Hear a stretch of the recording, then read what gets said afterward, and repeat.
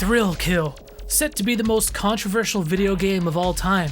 Just the name, Thrill Kill, gives off the energy of a fake video game parody you'd expect to see in some animated sitcom like Bone Storm from The Simpsons. So tell your folks, buy me, Bone Storm, or go to hell! People who followed this channel for a while likely know that I'm a fan of horror, fighting games, retro games, and casual game collecting, so surely you'd expect to find a copy of Thrill Kill amongst my fledgling PS1 collection.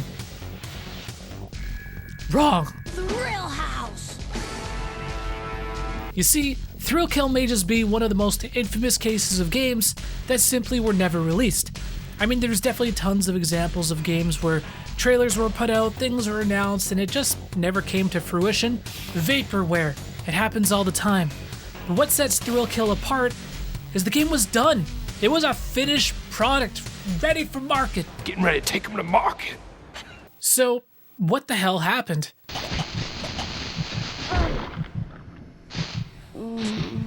Thrill Kill was a 3D 4-player free-for-all fighting game that was supposed to be released for the PlayStation 1 back in 1998. Developed by the San Diego-based Paradox Development, not to be confused with Paradox Development Studio, and was set to be published by Virgin Interactive, a company that at the time was very much in need of a hit title. They of course had high hopes that Thrill Kill would be exactly that. And what started off as a Mayan/Aztec themed sports game, once Virgin Interactive got involved, the game had several shifts in tone, eventually switching to a full-on fighting game with a total shift in art direction and themes. Now taking place in Hell, a demon named Maruka pits 10 combatants who had previously been condemned to Hell against each other to battle it out to earn an opportunity to be reincarnated. Featuring characters ranging from a dominatrix, a cannibal, and even a dwarf leather daddy on stilts rocking some assless chaps. Like the game knew what it was doing. They knew what they were doing. There is a deliberate, exploitative shock value that they were going for with this game.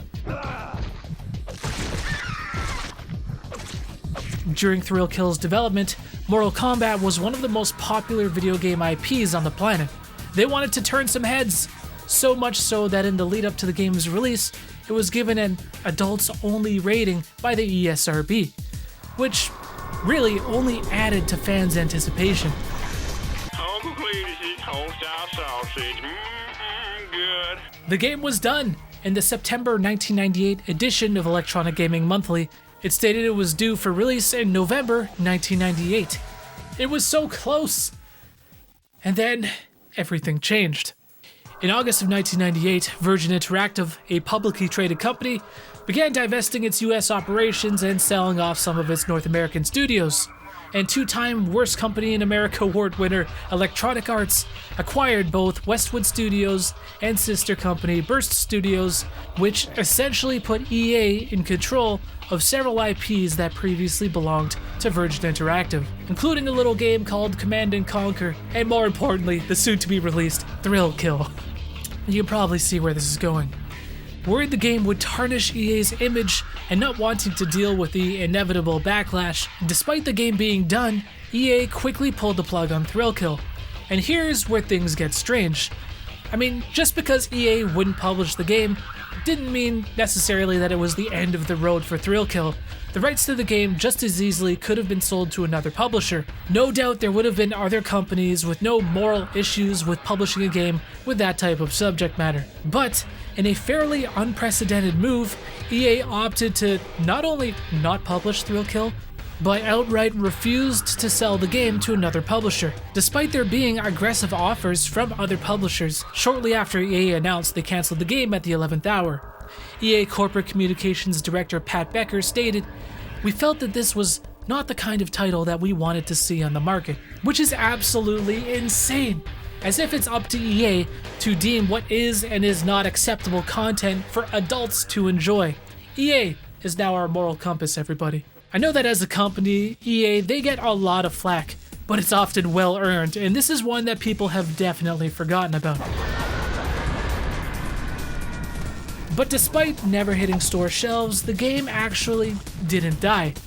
And while it's unconfirmed exactly who leaked it, Shortly after the game's cancellation, someone from the Paradox development team leaked the full game online, where it, over the years, grew a cult following and became a staple at video game bootleg shops everywhere. And I've played the game. All the footage that you've been watching is me enjoying the game in all of its glory. And you know, in terms of the explicit violence and sexuality and the themes and all of that, by today's standards, the game is very, very tame.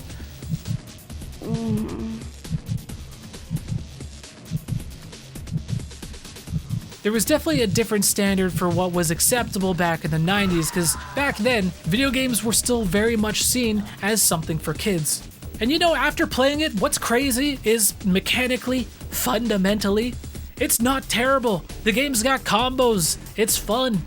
Each character has their own kind of like fatality, aptly named thrill kills. And what I find amusing is the game doesn't have traditional health bars you typically find in a fighting game.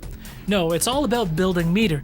The game really doesn't reward defensive play. You gotta get in that ass, build your meter, and then unleash a special move, a thrill kill, to instantly kill your opponent. Which must be where PlayStation All-Stars Battle Royale got the idea. God damn that game. And each character has an insane ending cinematic. Clearly, a lot of creativity and hard work went into making this game, whether you like the material or not, which is why it bugs me so much that EA opted to censor and stifle creativity. Unforgivable. It's not all bad though. Usually when a game gets cancelled like this, changes in ownership happen, it's never a good sign for a studio. The video game industry can be a cutthroat business, especially working under Electronic Arts. However, Paradox Development would get a second lease on life.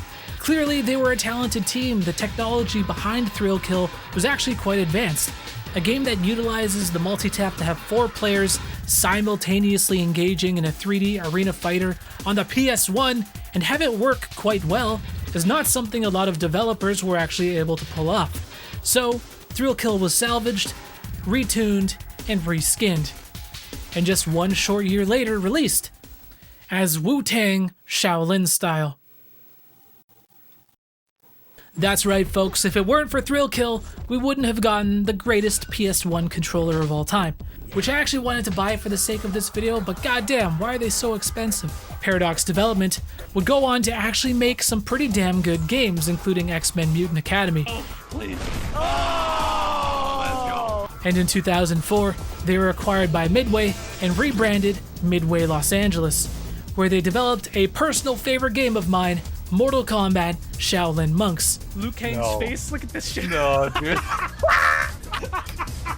Thank you so much for watching this episode of Deep Cuts. As always, please let me know what you thought about it. Hit the like button if you enjoyed it. It really does help me out a lot. And of course, binge watch the other videos on the channel using the Deep Cuts playlist. And we are approaching 50 episodes of Deep Cuts, which is very exciting.